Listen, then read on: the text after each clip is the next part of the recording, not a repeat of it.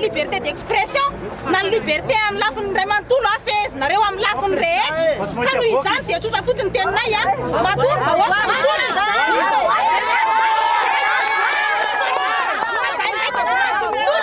fa ty misy marary anay tsy omenareo toerana zahay efa anay maneny alahelonay tsy ho avelanareo midina an-dalambe zahay kanefa kosa dia zay ny zoanay tsy azonay tao ambanin'ny faladianareo fa